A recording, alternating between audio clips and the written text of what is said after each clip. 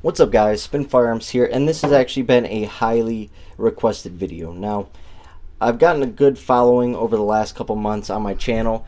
I've already done this review in the past, but people wanted my updated thoughts, my updated opinion, and just wanted to see a new review because I do have a lot of videos out and it can be quite hard finding the actual topic or video that you are looking for. But before we get started, hit the like button, drop a comment down below, and subscribe. It's all appreciated over here. If you like firearms, concealed carry, everyday carry-oriented gear, and so on, you have found the right channel, guys. Alright, anyway, Smith & Wesson M&P Bodyguard chambered in .380. Now, what exactly is it? Well, it's a pocket pistol, right? And how I break down pocket pistols is smaller than a single stack. Obviously, these are single stacks, right? But at the same time, the average single stack is like the Shield, the Glock 43, the XDS, the CZP-10M. They're generally a little bit bigger, a little bit better for fighting with, but also heavier and harder to conceal, right? The M&P Bodyguard 380 is basically in response to the LCP or the Taurus Spectrum, right? Those are true pocket pistols, and there is a great purpose. And if you ever watch this channel over here, you will find out that I pocket carry quite often, and I have some that are my favorites, some I don't carry as much, and you would know that the Bodyguard is one of my favorites, and we're going to talk about why. And just for reference, I do new construction plumbing for a living, so I have a good amount of experience concealing these handguns and seeing how they react in terms of their finish, in terms of the being beat up, getting gunked up and stuff like that. If they still run, do they rust, and so on. Because with what I do for a living, in your pockets, you just generally sweat. Now, one thing I also want to mention is if you do pocket carry, be responsible and get a good pocket holster. Now, I know stuff like the Bodyguard and other stuff like the LCP and the Taurus Spectrum tend to have heavier double action trigger pulls, but the new LCP Max does not have a trigger pull like that. Therefore, you should always be carrying with a Kydex pocket holster. That's how I carry at work. That's how I carry when I'm with my kids. Whenever I pocket carry, I have Kydex holster. Now, this right here is a Vetter pocket locker holster, and it has the curve and the thumb tab. Now, the thumb tab, you have to pay a little extra, but it's so you can just push it right off in your pocket. So when you go to draw, you're pushing off. But at the same time, this little curve right here, yes, it does stick out a bit more, but it also takes shape to your thigh pretty well. This also latches in your pocket, so you have 2 points of removing this handgun. One is the push, and the second one is it latches while you're pulling on it. So it's a very, very nice holster with good retention for your pocket, and this is the safest method. I fell from 6 feet off my ladder because a framer did not nail in a stud. Yes, I should have had 2 points of contact, but it is what it is. Still gonna blame the framer. And I fell on a pocket locker holster just like this, round in the chamber, ready to go. Not a single problem other than a massive bruise on my thighs. That's it. So absolutely love the Vetter pocket locker holster, one of my favorites. Now, obviously this firearm is cleared.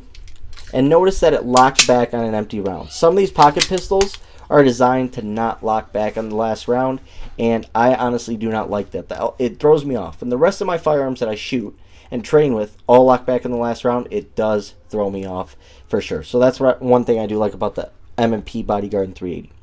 On top of that, the finish. The finish is definitely one of the best selling points for the M&P line in general, right?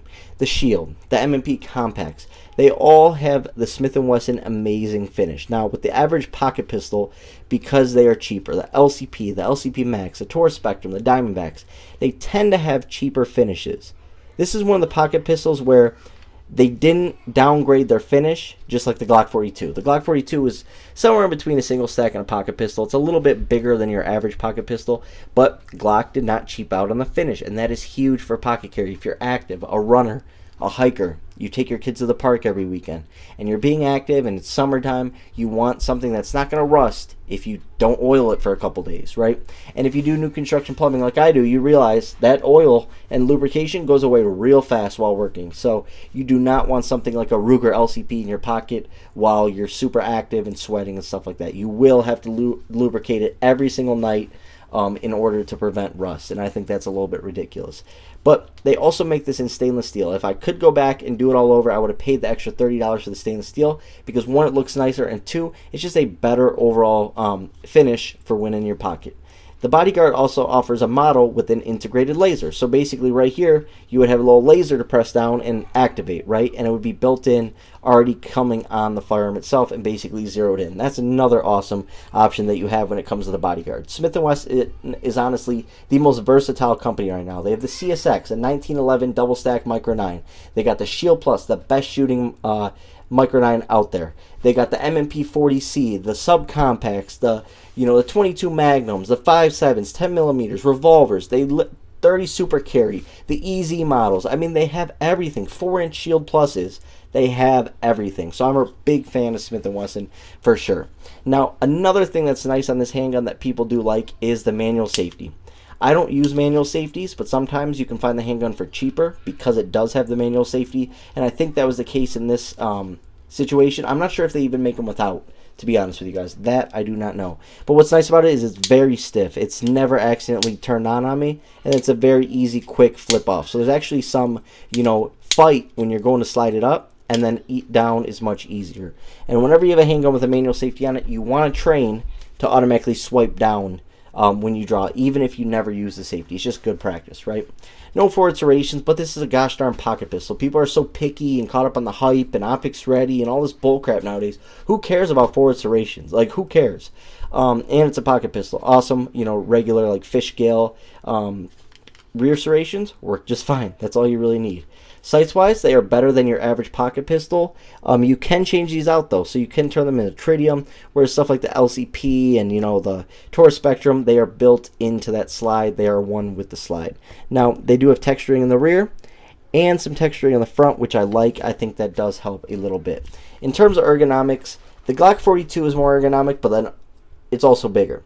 Out of all the small, true pocket pistols, the Bodyguard feels the best in the hand. And honestly, quality-wise, I'm talking about feeling like a real gun. It is the best quality. When you feel the LCP and the LCP Max and the Taurus Spectrum, they feel, and the Diamondback, they feel a little cheaper. You can see that corners were cut. This just feels like another Smith & Wesson, in my opinion. And I think these go for about $400, which is definitely a reasonable price, because what this allows you to do, allows you to throw it in your pocket, go anywhere, right? You might be going on a turkey trot or running 14 miles or something for an event. You still want something on you because crazy stuff happens everywhere.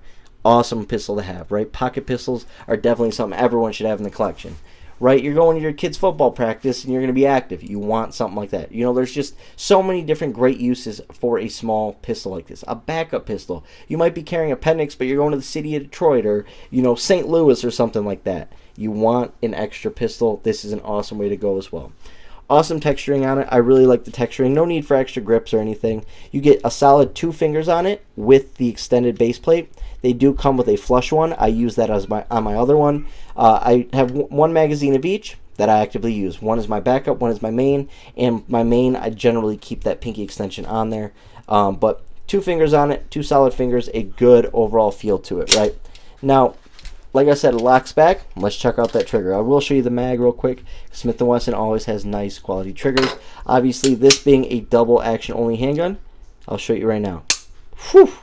So what's weird is you have a little bit of, weight to that trigger pull. Then it really loosens up here. And then it's pretty defined. Boom. A little bit of over travel. But overall, it's I don't even know how to say the word, right? It's a very predictable trigger. It feels pretty good. You can pull through. It sort of has a rolling, pull to it, but a rolling wall. But at the same time, it's a predictable double action trigger pull, if that makes sense. But it doesn't move at all when you're shooting. It is a decent trigger. Now, what's the point of a heavy trigger? For pocket carry, so you don't use the safety. You have that heavy trigger, that acts as your safety. As a pocket pistol, generally you're going to be active, moving around a lot. That's what you want. But to be honest, they could have gone lighter with it because I use a Kydex holster. And on top of that, you do have that manual safety. But I absolutely love the Smith & Wesson M&P Bodyguard. It's an awesome gem to have. Trust me, get a pocket pistol and tell me it hasn't changed your life. Now, is this my main carry? Of course not. Of course it isn't. But is it something I carry often? Yes, it is. This and the Glock 42 are generally my main pocket carry pistols. I find a lot of use for them, and I really enjoy them, and I like how it makes your life easier to always have something on you.